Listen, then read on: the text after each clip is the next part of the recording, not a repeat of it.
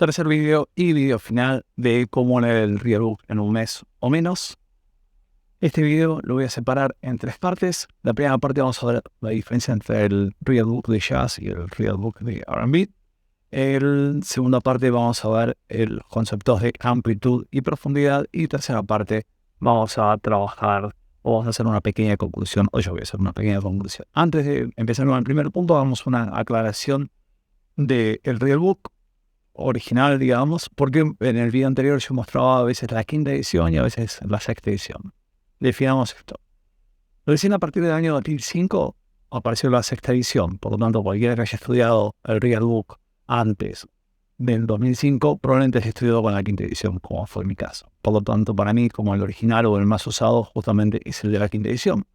Por el otro lado, a partir del año 2005, Hall Leonard, como ya hablamos, sacó la nueva edición y a partir de eso sacó todo el resto de diferentes libros de Real Book, justamente legalizando y haciéndolo pagándole derechos de autor, etc. También poniendo el año que fueron editados los temas, y quién es el compositor y los derechos de autores. O sea, como cuando uno ve una partitura o algo, que abajo está el año, los derechos de autores, etcétera, etcétera. Bueno, básicamente eso. Lo interesante también de Hall Leonard es que cuando hizo el libro de forma original, el libro que estaba de forma ilegal, mantuvo la estética, el formato, es decir, la tapa con sus letras, con su tipografía, más allá que la mejoró. Y por el otro lado, lo usó también anillado. Así que bueno, tomó como característica ya de ese Real Book que uno estaba acostumbrado y hizo la sexta edición. Y bueno, y después vinían todos los demás libros que, como ya dijimos, estaban hechos con el mismo formato, con la misma forma, ¿no? Así que bueno, eso para tener en cuenta. Vamos a ver las diferencias entre el Real Book y el Real Book de R&B. Lo vamos a llamar, para hacerlo más simple, Real Book al Real Book de Jazz, el quinta edición o el sexta edición. Después vamos a hacer alguna aclaración de esas dos. Y R&B directamente. Real Book y R&B para hacerlo más simple. Una de las características principales del Real Book es que vos podés, para practicar la parte de lectura, justamente de melodías. El original aparece mucho en Do, o en Sol, o en Fa. Aparecen obviamente temas en otras tonalidades como Si bemol, Mi bemol, etc. Pero en general las que más aparecen son esas. Do, Sol, Fa, por ahí. Entonces, práctica de melodías, también práctica de acordes, práctica de análisis armónico o análisis de los acordes, y por otro lado la parte de improvisación, que forma parte del estilo. Así que bueno, ahí tenemos 4 puntos para trabajar con cada uno de los temas. Por el otro lado, con el de R&B, es más que nada tocar los acordes, tocar arriba del tema. Eso es importante, escuchar el tema original para sacarle la tocada, cómo está la guitarra, etcétera, etcétera.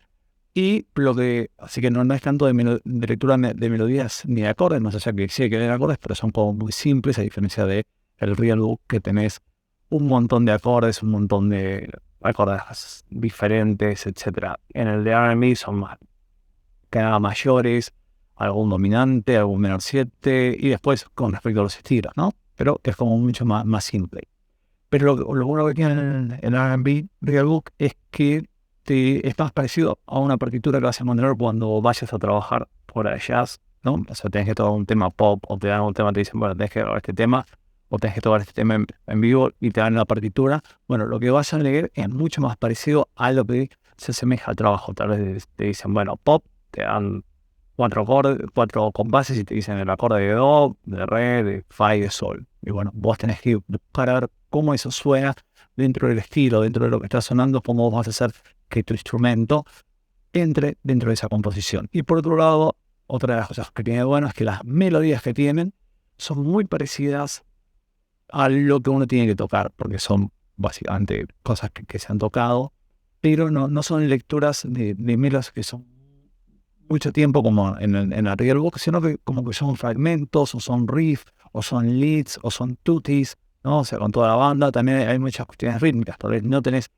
una melodía, pero si tienes una rítmica en el acorde de la, digamos, un corte, ta, ta, ta, ta, ta, ta, ta, ta, Dios, ¿no? Entonces eso tiene que estar afilado. Entonces es como que tienes poco, pero ese poco que tienes es muy importante para que lo toques. Entonces, esas son algunas de las diferencias entre el Real Book y el R&B. Después, si agarramos cualquier otro tema o cualquier otro Real Book o temas diferentes de diferentes Real Book, vamos a tener diferentes características. Acá yo estoy nombrando como el Real Book más clásico y el que estuve trabajando. Por el otro lado, lo que va a pasar es que con el de jazz tenés un montón de amplitud, justamente, porque tenés la melodía. Todo bien, mientras más notas tenés de la melodía, lo puedes tocar en más lugares. Entonces, no solamente es en una posición, sino que es en otra y en otra posición. Tenés la parte de acordes. Bueno, lo puedes tocar en otra posición o en diferentes posiciones. Depende del comping que estés haciendo. Diferentes tipos de comping. Lo pueden hacer tipo bossa nova, diferentes tipos de estilos.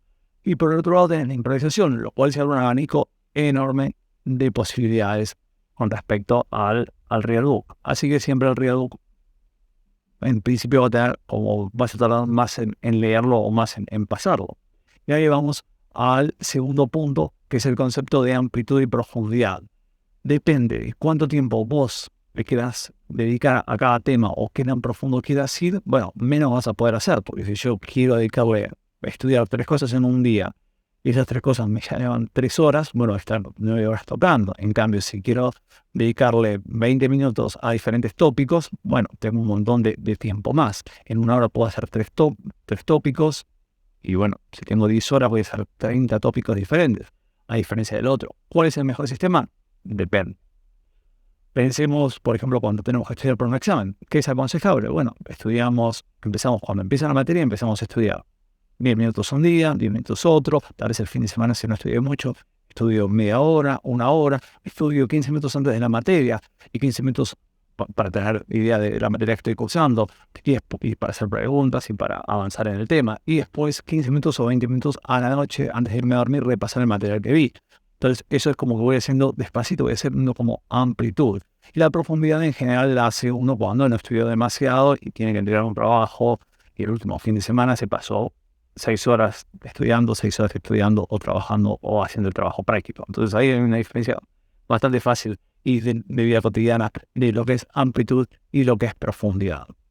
Así que bueno, eso para tenerlo en cuenta. También tengamos en cuenta que si yo, en general, cuando vas a una escuela, cuando estás estudiando un tema de jazz, agarras el tema de jazz, sacas la melodía, sacas los acordes y después empezás a ver diferentes acordes, diferentes melodías, diferentes formas de composición, de sustituciones, de cambiar por el tercero, digamos, diatónico, el arpegio, después sustituciones tritonales, sustitución de segundo, quinto, primero, agregarle cosas, etcétera, etcétera, un mundo de posibilidades. Por eso cuando uno empieza a ver eso, en general tal vez estás 3 meses o 4 meses, todo un cuatrimestre viendo el mismo tema con todas las diferentes posibilidades, profundidad. Eso obviamente lo podrías aplicar a cualquier tema que veas o que tenga características semejantes. Así que bueno, es importante el tema de la amplitud y la profundidad.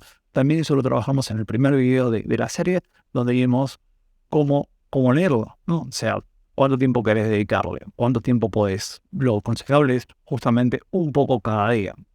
Y bueno, así que bueno, ahí está un poco el hecho de la amplitud y profundidad, lo cual es como bastante obvio y lógico, pero está bueno mencionarlo.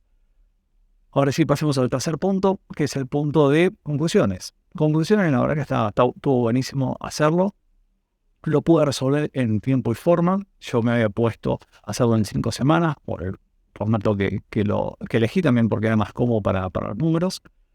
Y lo que noté cuando estaba llegando al final es que en vez de 500 páginas, que era el formato original que yo había elegido, me di cuenta que tenía 528. Así que bueno, tuve que leer 28 páginas más, lo cual me llevó un día más. Por el otro lado, cuando grabé el segundo video, ese día no pude tocar y dije, bueno, ya está, lo toco, me atrasé un día, pero bueno, quería hacer el video y no atrasarme demasiado. Justamente ahora, hace como 2 semanas que terminé de leerlo y bueno, todavía recién ahora lo estoy grabando.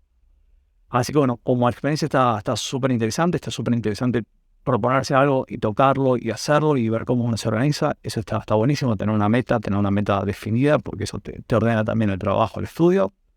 Y por el otro lado, podemos pensar que podemos leer cualquier otro libro de esa forma, o cualquier otro material de estudio. Inclusive podríamos usar en todo un año, podemos leer 10 Real Book. Un Real Book por mes, nos dejamos un mes libre de vacaciones, 15 días en verano, 15 días en invierno, para descansar, y un mes de algunos días que te hayan quedado extras. Así que bueno, es un montón poder leer vía Realbook con toda la información y con todo. Hay que ver otra vez el punto anterior, la amplitud y la profundidad, cómo lo vamos a manejar. Así que bueno, la experiencia fue súper positiva, la estuve posteando en Instagram y en Facebook. Así que bueno, nada, espero que les haya servido la información, que les sirva el video, hagan sus comentarios. Y bueno, nos vemos en el próximo video. Hasta luego.